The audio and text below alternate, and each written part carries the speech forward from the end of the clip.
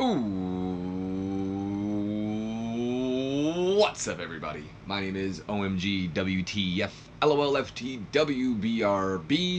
Welcome back to more WWE versus Total Extreme Wrestling, the weekly series where we take the events and shows ran by the WWE, book them in the game, and see just how well WWE does, or if TEW will be the three-letter company that brings the WWE down to its knees once and for all. Today we are booking everybody's favorite show, my favorite show, your grandmother's favorite show, your mother's, your father's, your uncle's, your pet's favorite show. 205 Live. It's Cruiserweight action time. The hottest hour on TV, despite not being on TV. It's crazy. We got a action-packed show for you tonight with our whole 2 matches.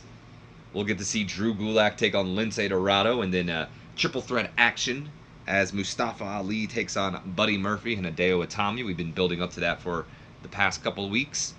So there we go. One thing I want to point out to you guys, actually a couple things I want to point out. First thing is, this is not where we're supposed to be. Again, James Ellsworth was on SmackDown. There was no way he was going to accept my contract offer before SmackDown aired. So I had to go to where he was. And yeah, we're pretty much where he is located, so I can use him for the night. So we're not exactly where we're supposed to be, but that's okay. And also, no Nigel McGuinness and no Vic Joseph here tonight. Vic and Nigel, I guess, are overseas at the doing the UK tournament thing alongside Jack Gallagher, who's competing in the UK tournament. So tonight, the commentators are Tom Phillips from SmackDown and Percy Watson, of course, from NXT and 205 Live. Nonetheless, we open up 205 Live with a 33E plus rating here as we hype up our triple threat main event of the night, which of course features Mustafa Ali, Buddy Murphy, and Hideo Itami. Drake Maverick is doing, the speech or the dialogue over it, and Tony Nese was really just there because it showed the match against him and Mustafa Ali. So nothing too special, just pretty much highlighting what got us here. 45 solid D as we get a recap from last week's 6-man tag team match, of course, featuring Kalisto, Lince Dorado, and Gran Metalik taking on Drew Gulak, B. Brian Kendrick, and Jack Gallagher. That was when Lince Dorado picked up the surprise victory by rolling up Brian Kendrick, and that kind of leads to why we have this match starting off the night. Before we get to the match, though, we get a 40D- as we get a quick pre-match promo from the Lucha House Party. Lince Dorado, he talks about how all he hears is Gulak complaining pretty much, and how the Lucha House Party's gonna roll on through here tonight like always. Gran Metalik didn't get much to say. I don't know if he speaks English, but he didn't really say anything. He just kind of stood there, and then he did the Lucha, Lucha, Lucha with Kalisto and Lince. Opening match of the night gets a 45 solid D rating here. Poor matchup. Drew Gulak goes over Lince Dorado in 9 minutes 26 seconds with the Gulak after interference from the Brian Kendrick. So Kendrick got himself involved. I think he did like the rope hang thing with hanging Lince's neck on the ropes. And pretty much got Gulak to lock in the Gulak and make Lince Dorado tap out. And according to Tom Phillips and Percy Watson, now that Gulak has tapped out Lince Dorado, he has tapped out all 3 members of the Lucha House Party. So there you have that. This feud will continue, though, as we will find out later on tonight when they hype up next week's match, pretty much. Kendrick did some good work ringside. He was accompanying Drew Gulak here tonight, as did Kalisto, and I would assume Gran Metalik as well. Drew Gulak had an in-ring performance of a 44, Lince Dorado with a 38, gaining heat for the 6-man feud here. Come on. Or I guess not. Whatever. Afterwards, we jump to a 35E plus rating here. Drake Maverick, he's first off talking to the referee who will be refereeing or officiating the triple threat match later on tonight, that being referee Daniello Amphibio. Don't ask why he has that picture. I don't know. I guess he was a former wrestler. Pretty much just telling Daniello that, you need to be on your game tonight. I don't want a recap of what we had a couple weeks ago. That leads to Hideo Itami coming in. Maverick pretty much tells him the same thing, like, look, you got your shot, but I want, next time come to me and ask. Don't just interfere. Hideo pretty much tells Drake Maverick, "You're gonna respect me," and then Drake, taking it back a little bit, goes, "Oh, you want respect? Well, you know what? Respect is earned. Respect goes both ways, and you can go out there and earn my respect tonight, in the match, pretty much." So there you have it. Drake Maverick, like I said last week, great GM, probably the best GM in WWE right now. Paige is pretty good, but Kurt Angle, not really. Regal's good as well, but Drake is great. He demands respect from everybody. Doesn't matter if you're face or heel, and he puts you in your place no matter what. He's a fair GM, but he ain't gonna take shit either, and I love it. I love it. I am gonna go ahead and change Hideo Itami's gimmick. We were originally gonna have him do jealous because I thought they were building up that he was jealous of Akira Tozawa. But really, all his gimmick is he's demanding respect. He wants respect. He's a legend in Japan, and he doesn't feel like he's getting the respect he deserves here in America. There isn't really no bitter legend or bitter gimmick at all, and I guess I could have created it, but I just went with the prima donna. It pretty much explains exactly what Hideo Itami's being right now.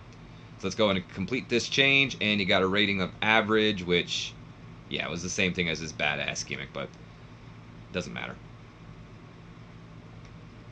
100 star for Big Break John, as he comes through with his commercial break, and he invented a new catchphrase. I'd like to imagine it was during his commercials, probably some like Chef Boyardee or something like that, some beefy strudel. John Cena, he can do it, doing some commercial stuff. Probably some Fruity Pebble commercials. Tom Phillips, Percy Watson, both weak. Good job, guys. Big Break John always comes through. 27, solid E rating here as we see Buddy Murphy getting ready for his triple threat match later on tonight while Tony Nese is psyching him up. Also getting better at his gimmick. Good on you, Tony. 31 E plus here as we kind of have a match, but again, not really a match. It's kind of the same thing what TJP did. I think it was last week or 2 weeks ago where he just beat down on his opponent while still on the mic. That's kind of what happened here tonight. We have our local talent of the night. He didn't get a name at all, so his real name is Aiden Chambers, if you guys are curious about him. That wasn't the guy on 205 Live. I'm not saying that much. It's just who we picked. But, TJP comes down. He's insulted again. Once again, the Crews are great. Comes down to the ring, and he's presented, a no-name competition. Management doesn't appreciate him. And the no-name guy, Aiden Chambers here, he's really ready to take on TJP, and he even socks TJP in the mouth because he's sick of being disrespected by the Cruiserweight. This leads to TJP beating him down, locking in the, I think it's the heel lock. Aiden Chambers is just screaming in pain, while TJP is just, he's fed up with management, guys. He is looking to make a name for himself, while Drake Maverick isn't really giving him an opportunity or a platform to make a name for himself. So there you have that. TJP does his thing. We then see Mustafa Ali. He's warming up for a triple threat matchup when he's approached by the Cruiserweight champion, his good friend, the soul of 205 Live, Cedric Alexander. And the heart and soul shake each other's hands before the matchup. 38 D- for that. Before we get to the main event, we have a couple of hype segments here. First hype segment is hyping up the fact that Lio Rush will indeed be making his debut next week. 16 F+ for that. I gotta remember to call Lio Rush up, by the way, so let me put that up here. Call up Lio Rush. Because I keep forgetting because SmackDown's like directly after and I don't have a chance to do it. And by the time, I finish SmackDown, I forget about 205 Live. Nonetheless, Lio Rush making his debut next week. Speaking of next week, we're going to have ourselves a 6-man elimination match. We've already had a 6-man tag team match, but this is going to be elimination style. Lucha House Party, Kalisto, Gran Metalik, and Lince Dorado taking on the team of the Brian Kendrick, Jack Gallagher, and Drew Gulak. 33 E+ for that. But it is main event time. Triple threat action as we've been building up to this. Cedric Alexander should not have been there. I guess I should take him off. Ali Alexander, no longer Ali manager. My bad. Alright, anyway, 43 solid D. We've been building up to this ever since Buddy Murphy and Mustafa Ali had that one-on-one match that Hideo Itami interfered in. Last week, Mustafa Ali demanded the match. Drake Maverick made the match, and we have the match. 43 solid D rating here. And a bout that had subpar wrestling to it and little heat. Hideo Itami does indeed pick up the victory here tonight by defeating Mustafa Ali and Buddy Murphy in 18 minutes, 15 seconds when he defeats Mustafa Ali with a handful of tights. That's not exactly what he did. I was going to say, did he get to use a handful of tights? He cheated, but it wasn't a handful of tights. In all honesty, though, I am having a hard time remembering just exactly how he cheated, but he definitely cheated. There was something he did. I don't remember exactly what it was off the top of my head, but he did something. Oh, it's going to bother me. It wasn't a handful of tights, though. It wasn't something like that, because Mustafa was pretty much KO'd, like he was out. But the way Ali... Oh, I remember now. I remember. So it was a no disqualification match, of course, so technically it's not cheating. But Hideo Itami pulled off the protective thing on top of the apron, you know, revealing the metal part, and pretty much did like that running drop kick thing he does to Mustafa Ali into the turnbuckle. At least I think it was that. Either way, Mustafa Ali pretty much connected with the unexposed turnbuckle, leading to Hideo Itami from picking up the victory. So this match was all right, not too bad. Very heavy-hitting moments here. Buddy Murphy, Mustafa Ali doing stuff that I was surprised to see them do on 205 Live, but I guess, you know, you need to somehow pick up a name for yourself here on this brand.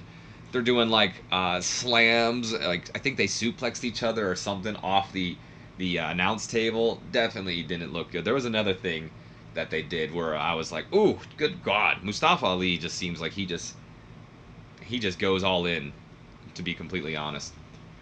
Hideo Itami, he got some good heat in this match as well. In fact, at one point the crowd was chanting at him CM Punk, and in my opinion that is the only time to chant CM Punk at Hideo Itami, because it makes the most sense. You know, he's demanding respect. What's the easiest way to disrespect him? Chant for the guy who pretty much took his move. So I thought that was probably the best way to use that chant. Mustafa Ali had an in-ring performance of a 38. Buddy Murphy with a 34, worst of the match. Hideo Itami, though, with a 49, best of the match, and he's killing it. No worker improvements, though. As we end off the show, we get a what? 61 solid C. Not exactly sure how, but I'll take it. 61 solid C for 205 Live. And that triple threat match wasn't a #1 contenders match, at least to my knowledge. So I don't know if Hideo is going to be getting a match against Cedric Alexander, but that looks like the favorite right now. Either way, though, guys, that is... Asuka's a negative influence? Huh. I didn't know that. That's going to be the end of this video, guys. I hope you guys have enjoyed. If you have, do me a favor. Leave me a comment, like, subscribe if you haven't already. And as always, share this video with your friends, your Facebooks, your Twitters, your Instagrams. I don't give a damn. Any social media account out there you feel would help, give it a share. Help your homeboy out. In fact, if you got some of your friends out there you feel would enjoy my content, why not give them a share as well? And maybe you'll help me get some new subscribers up in this bitch. As always, I've got my own buddies as well you can check out down below in the description. I highly recommend checking out my buddies Raging Yoshi, very active here on YouTube, and my buddy ZachManziNVO, very active over on Twitch. Raging Yoshi's been uploading videos on YouTube pretty daily for like the past month or two, like Final Fantasy X, and he's working on some new stuff right now. He finished a project not too long ago. He's doing some Splatoon, all that stuff. My buddy Zach, always active on Twitch, streams probably about an hour or two every day. Go ahead and follow him and, you know, click the bell or whatever it is to get the updates.